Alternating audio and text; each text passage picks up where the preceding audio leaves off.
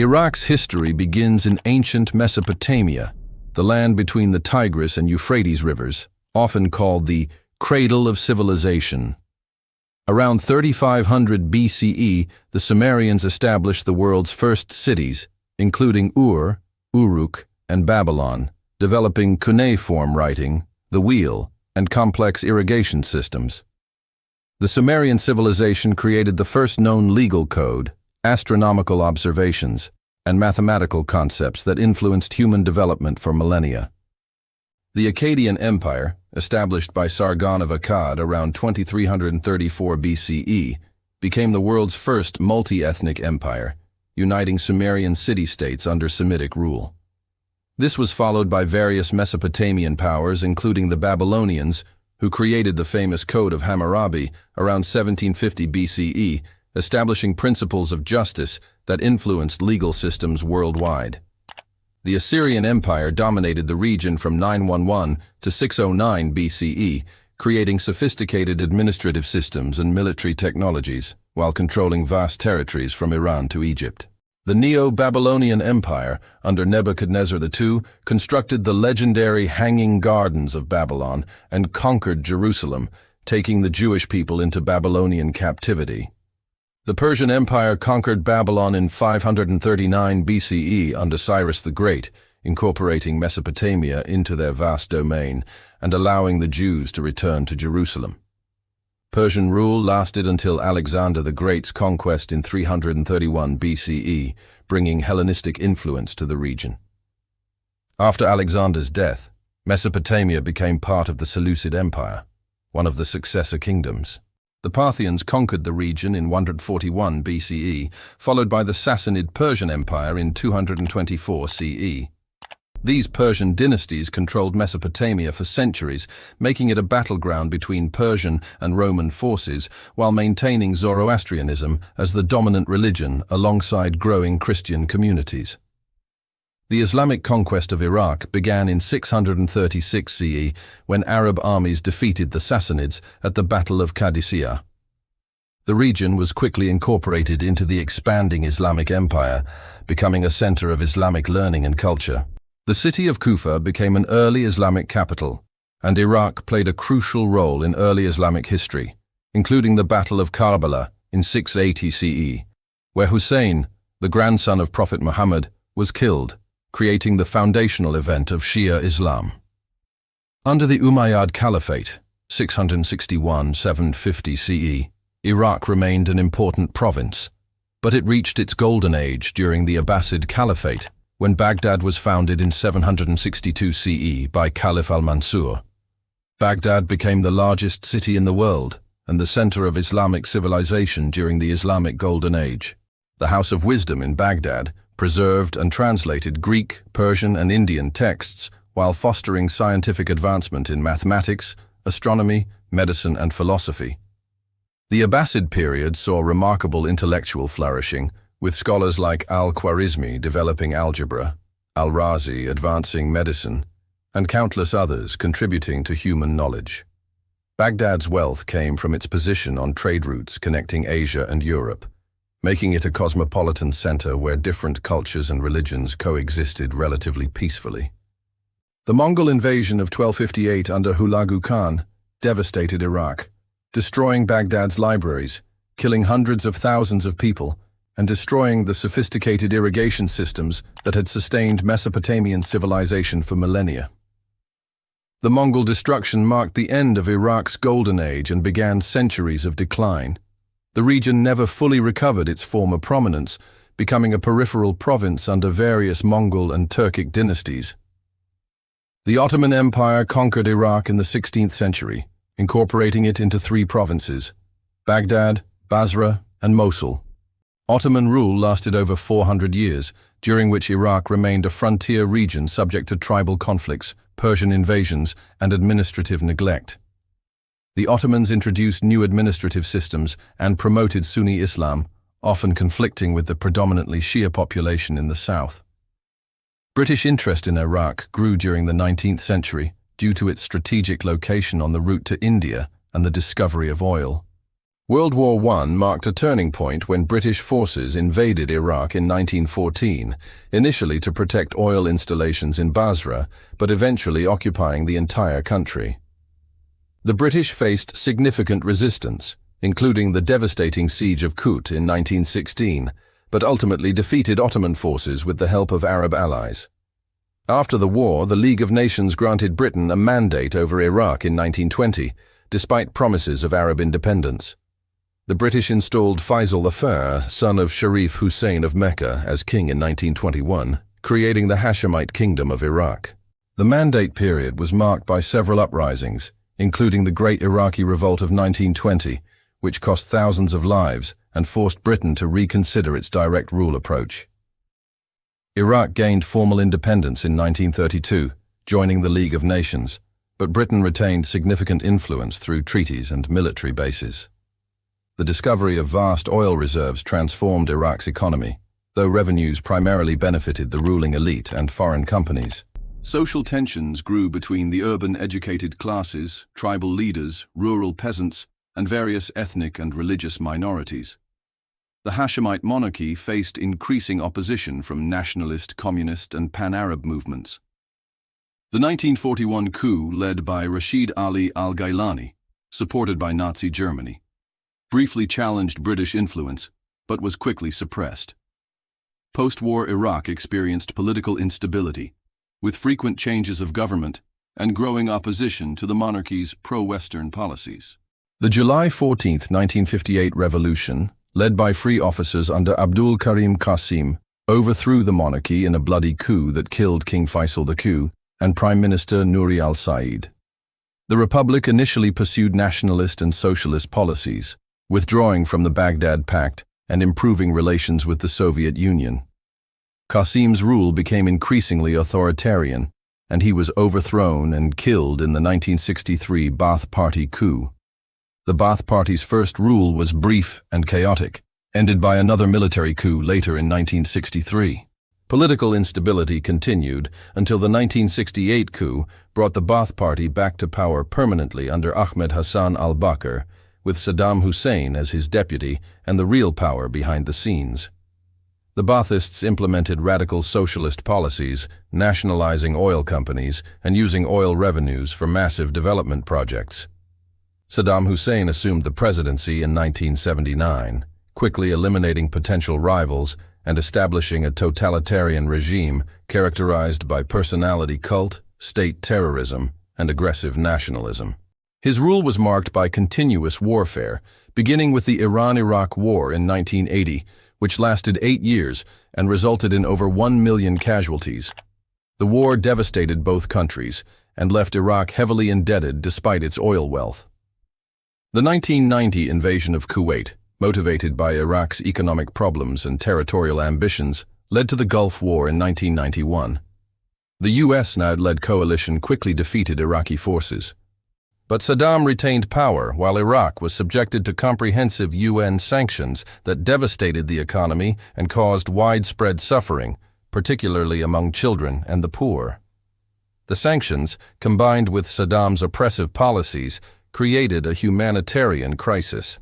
Following the September 11, 2001 attacks, the Bush administration targeted Iraq as part of the War on Terror, claiming it possessed weapons of mass destruction and supported international terrorism.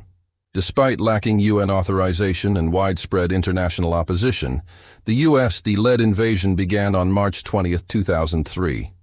Saddam's regime collapsed quickly, but the occupying forces were unprepared for post-war reconstruction and governance.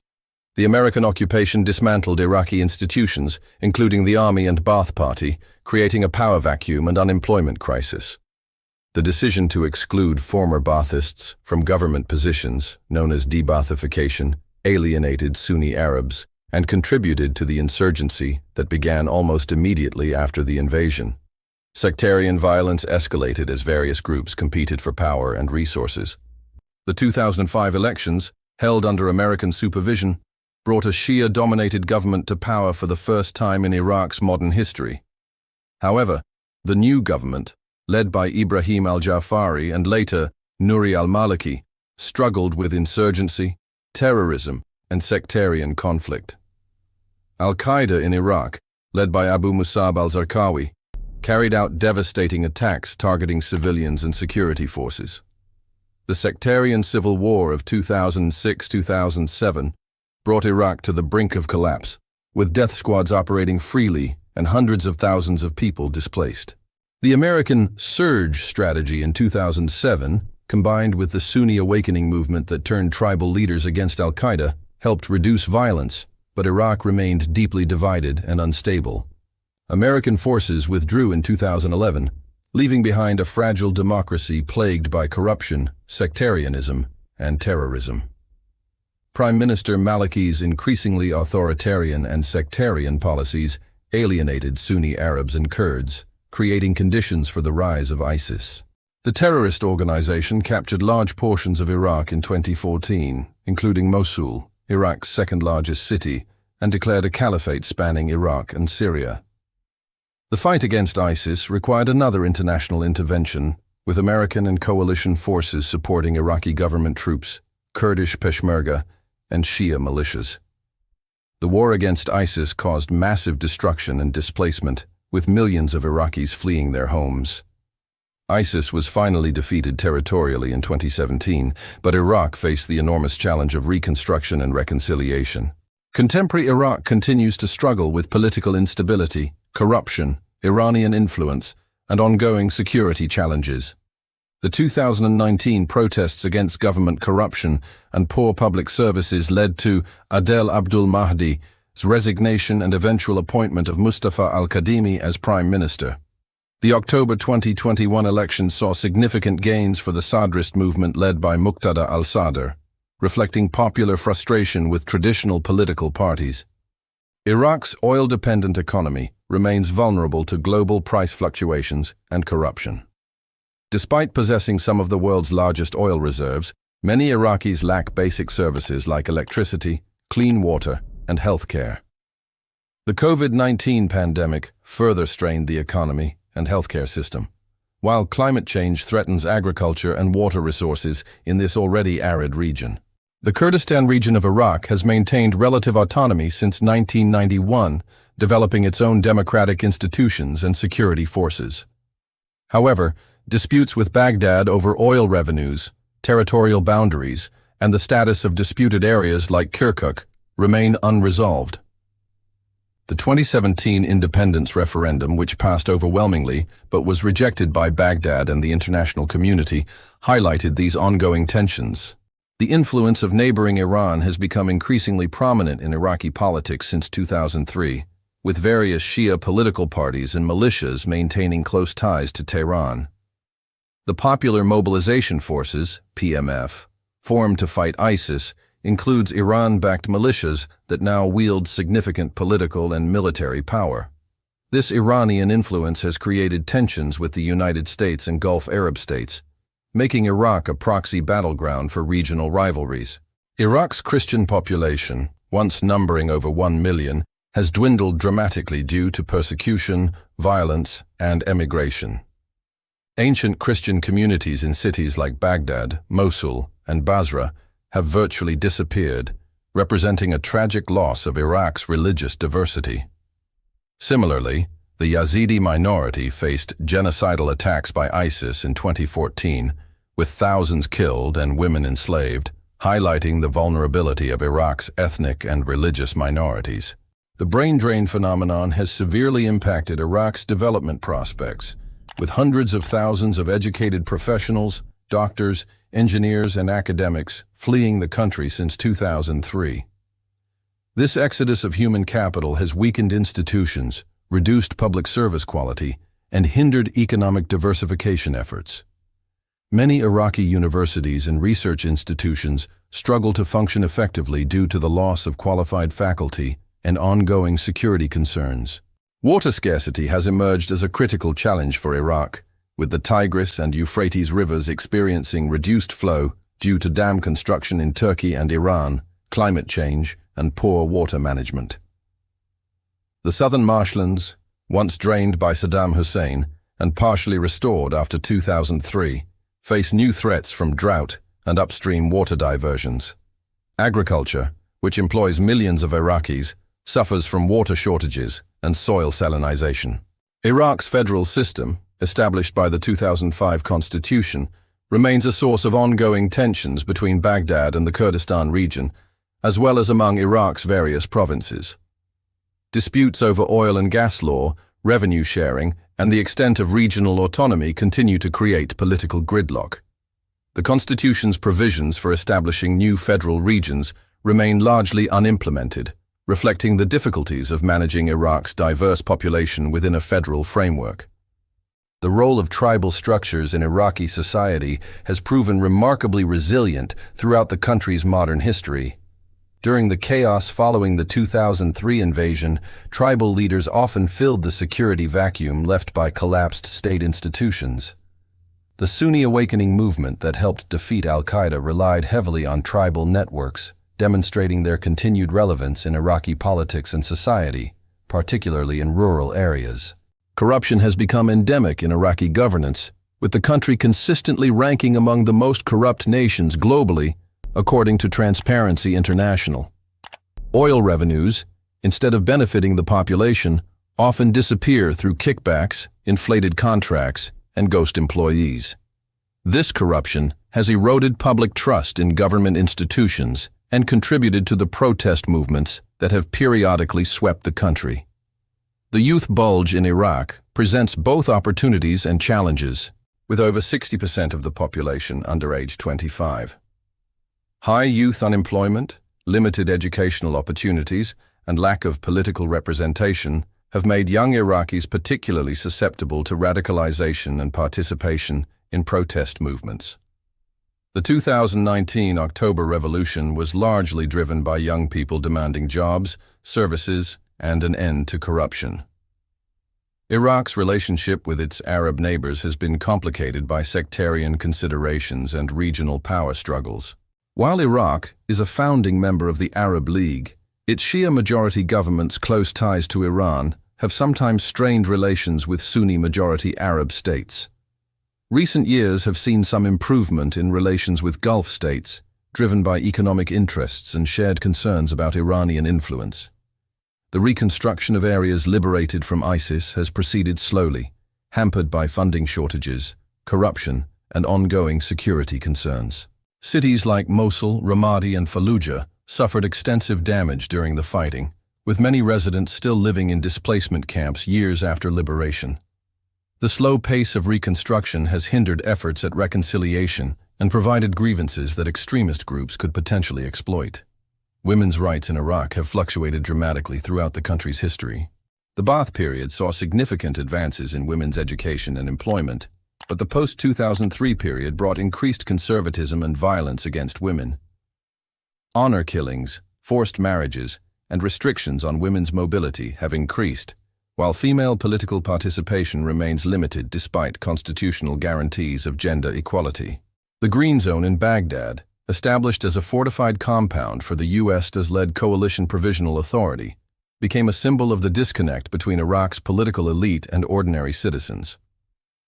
While Iraqi politicians and international officials enjoyed relative security within the Green Zone, the rest of Baghdad faced daily violence and deprivation. The gradual opening of the Green Zone in recent years has been seen as a positive step toward normalizing the capital. Iraq's archaeological heritage has suffered tremendously from looting, deliberate destruction, and neglect. ISIS's destruction of ancient Assyrian and Babylonian artifacts and sites represented a tragic loss for world heritage. The Iraq National Museum, once one of the world's premier collections of ancient Mesopotamian artifacts, was looted in 2003 and has struggled to recover its treasures and rebuild its collections. The diaspora of Iraqi refugees and emigrants around the world, particularly in Jordan, Syria, Europe, and North America, represents both a brain drain and a potential resource for Iraq's future development.